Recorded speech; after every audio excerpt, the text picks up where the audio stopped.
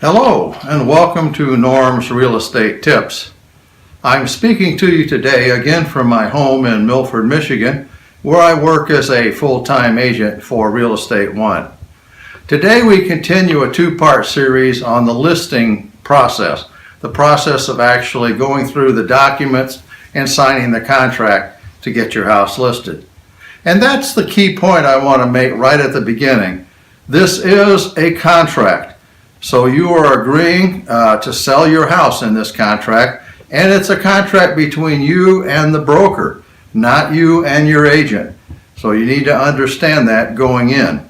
We're going to go over the contract just like we did the other documents, paragraph by paragraph, so that you understand them. This may be the only time someone walks you completely through this contract this way, but it is important that you understand what you're signing and what your obligations are. So let's start with paragraphs 1 and 2. Paragraphs 1 and 2 basically define the term of the contract, who it's between, you and the broker, as we said earlier, and how long it is, from which start date to which end date will be this contract. So that defines how long you have the contract between you and the broker. Paragraph 2 describes the property that's being sold. So it identifies your home by its property ID number and its official legal description. And also in that paragraph, this is important, you are identifying the items of personal property that you're going to leave in the home, such as the refrigerator, the stove, the microwave. These are items that are not considered fixtures, not considered part of the house, and so you must offer them officially in this section of the contract. Also in that section, there is a part where you can identify things you're not going to leave, things that should be excluded from the sale and from this contract. Generally, I advise my customers, if you've got something you're excluding from the sale, take it out of the house. If it's a chandelier, take it down and replace it before the house is shown, so that people don't get disappointed thinking they're going to get that nice chandelier with the house and then discover that it's been excluded from the sale. Paragraph 3 hopefully is something you've identified and agreed with your realtor on, and that is the sale price. Again, we certainly advise you don't be testing the market and leaving wiggle room and doing all sorts of things to inflate the sale price. It's not the time to play that game. Paragraph 4 is about the commission.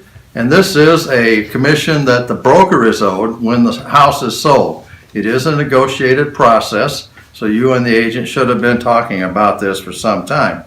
It also specifies some of the terms that apply that would result in you owing a commission. Obviously, if a sale takes place and closes, you owe a commission. But there are other things that can put you on the hook for that too. One of them is if the realtor brings you a full price offer with no extra terms and conditions. They're just agreeing to buy the house like you offered it, and then for whatever reason you turn that offer down. At that point in time, since the contract says that's the work that the broker was going to do for you, you owe the broker the commission whether you go through with that sale or not. Now that doesn't happen very often. Most often if you get a full price offer, you take it and you go forward from there and everybody's happy. But if you didn't, you would be on the hook for the commission. If there was a renter in there and for some reason the renter agreed to buy the property without going through the real estate people, you would still owe them a commission because you had signed a contract giving them exclusive right to sell the property, and that sale is now taking place. If you refuse for whatever reason, depending on what you agreed to, but if you refuse to close on a sale that you've agreed to, you still owe the broker a commission. So those things could put you on the hook for that commission whether the sale goes through or not. Generally, that, again, as I said, that's not a problem. Paragraph 5 is your permission to the broker to list the house on the multi-list. This is where he's saying, we're going to list it on the multi-list. We're going to offer compensation to other realtors if they bring a buyer, and you're going to cooperate by giving us all of the information we need to meet the MLS requirements for listing it. Paragraph 6 is cancellation. Now again, remember this is a contract between you and the broker, so in order to cancel this contract, you and the broker both have to agree to cancel the contract. Generally, it says in here you should supply a request to cancel the contract in writing, and normally the brokers will honor that request. They don't want unhappy customers grumbling about the fact that a broker wouldn't let them out of an agreement. But generally, there better be a very good reason to do that. They're not going to capriciously let you out of a contract. Paragraph 7 says that you will supply a marketable title. Remember, we talked in the video about title issues that we did with Renee Cooper about some of the issues that could be holding up title by being a cloud or a problem on the title. So paragraph 7 says it's your responsibility as a seller, normally working through your title company, to resolve any issues and present a marketable title to the marketplace. Paragraph 8 says you allow pictures to be taken and used, and that you allow showings to go on. Generally, those pictures to be taken become the property of the MLS once they're on the MLS, so I don't expect them to come back to you or anything. It also authorizes a sign to be put on the yard if that's allowable. In certain condominium cases, you can only put a sign in a window. You can't put a sign out on the yard, but it does authorize a sign. Paragraph 9 authorizes a lockbox. The way real estate works is that there is a combination lockbox on the front door normally or somewhere around the entrance, and when someone wants to show the place, they call in and schedule a showing with the showing companies, and they are given, once they prove themselves to be an agent, they're given the lockbox combination, and then they go in with their clients to show the house. It is not allowable for them to give the client the lockbox combination and let them go in by themselves. That's a big no-no. There has to be an agent there at all showings, because that agent is really protecting your interest as a seller as well as the interest of his clients.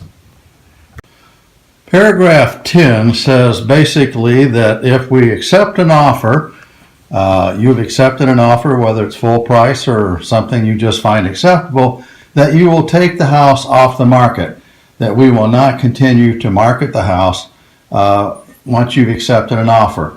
About the only exception is if it is a contingent offer with the provision that you continue to show. Paragraph 11 says that you won't show the house yourself. If someone happens to be driving by and sees a sign, pulls in your driveway and comes up and knocks on the door and says, "Hey, I see your house is for sale. Can you sell it to, or can you show it to me?" Paragraph 11 says no. You've got to tell them that they've got to go call their realtor or call the realtor that's on your sign and arrange to get a showing that way. This is to protect you so that you don't compromise yourself while showing the house to someone and put yourself in a bad negotiation position later. Paragraph 12 is the designated agency paragraph in our agreement, Real Estate One's agreement, and basically that's because we are a designated agency company. That means that only one agent in our company is designated to be your agent and your agent alone. All other agents in our company should be considered to be agents of someone else, hopefully buyers, when they bring them to see your house. Paragraph 13 says that you are a U.S. citizen or not. Now that's only really important if you're not, because we're required under government laws to report the sale to the foreign government anytime a property is sold by a foreign national. Paragraph 14 states that this is a binding contract. Even if something happens to you, it is binding on your estate and your heirs. Paragraph 15 is the non-discrimination paragraph, and let's just say you're not really allowed to discriminate against anyone who may come and wants to look at your house, may wants to make you an offer, may wants to buy your house. There are both state and federal laws concerning non-discrimination, and you don't want to mess around with that. That's bad stuff that can get you in lots of legal trouble. So paragraph 15 just defines that you're going to accept the fact that you're going to not discriminate against anybody who wants to look or buy your house. Paragraph 16 says that you will comply with state and federal laws concerning real estate sales, so that kind of reinforces paragraph 15, but it also is inclusive of things like the lead-based paint disclosure and stuff like that. Paragraph 17 is a paragraph where you can add a home warranty, home protection plan if you wish. That sometimes gives buyers a sense of security that they won't get stuck with a big bill if something goes wrong during the first year of their ownership. So you have a decision to make that there, whether to offer a home warranty or not. Paragraph 18 states whether the house was built before or after 1978. Remember, we do have a lead-based paint disclosure that's required for any house built after 1970 or before 1978, when lead-based paint was still in use. If it was built after 1978, you still have to have a separate disclosure in there that states that as a lead-based paint disclosure. Paragraph 19 is on page 4 and states that the broker may accept fees from third parties concerning this sale. Most brokers have relationships, either referral relationships or sometimes ownership relationships, with companies like title companies, mortgage companies, insurance companies, other companies that, moving companies even, that may offer a reward to them, some sort of compensation, if they refer you and you end up doing business with that company. So this paragraph just states that that may happen. Paragraph 20 is a release of liability for the broker. And basically the broker here is saying, I only know about real estate stuff. I'm not a professional in things like home repair or taxes or anything, surveying, insurance, anything other than real estate. So I'm not liable for any information that you may get during this process and in those areas. And if you need information in those areas, you should certainly call an expert in those areas and not rely on the real estate agent who's only an expert on real estate. Paragraph 21 advises that with this document, like any legal document, you seek the advice of counsel, of a lawyer, to go over it with you and make sure that there's nothing in here that they feel is not in your best interest. Paragraph 22 indemnifies the broker against any future lawsuits concerning this particular sale. Sometimes there may be lawsuits that comes back a year or two later based on some claim of fraud or whatever that the buyer may make, saying that the seller didn't disclose something. This indemnifies the broker against being involved in those lawsuits. He's not involved in those disclosures, and you're going to indemnify him against being involved in those lawsuits. Paragraph 23 basically says if we have to take you to court to collect our commission and sue you for that, that you will also have to pay our cost of the lawyers.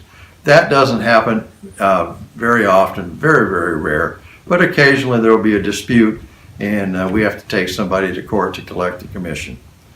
Paragraph 24 says that this document is the entire agreement, that there's no side deals, no verbal deals, and nothing that's not in writing in this document, and that anything that's going to happen in the future that changes anything in this document or adds to it will have to be in writing also. Paragraph 25 is the effective date of the agreement, which is normally the date you sit down and sign it, but sometimes the effective date might be a day later just to give a day of getting ready again. Paragraph 26 says the seller has read the agreement. This shouldn't have to be in there, but it's a legal thing that says you've read the agreement, and by signing it you admit that you've read the agreement, and you can't come back later and say I didn't know what was in there. Paragraph 27 is reserved for additional terms and conditions. This may be a place if you're going to get a seller's concession from the or a buyer is going to try to get a seller's concession from you. They may put something in there later. Right now in this paragraph, as the seller, this might be a place where you could exclude something else or put an extra term and condition in there, maybe about a swimming pool or something like that. Your realtor will advise you on whether or not anything needs to go in paragraph 27. And then below that is where you sign the deal. So that takes you through the exclusive right to sale contract from Real Estate One. It's the way that we sign a contract with you to put your house on the market. Hopefully by going through this, you have a little better understanding of what you'll find in probably most of the agreements that you may hit with any realtor. Some of them will not have the designated agency portion in their agreement because they don't do that. But hopefully this, along with the first video on the seller's disclosure and the lead-based paint, will help you be ready for the process. In that area, remember the rule of thumb is what the seller knows, he must disclose. So until next time, when we'll go back into the next step after getting the contract signed and talk about what you should do next, this is Norm Werner signing off and saying thank you for watching Norm's Real Estate Tips. Have a great day.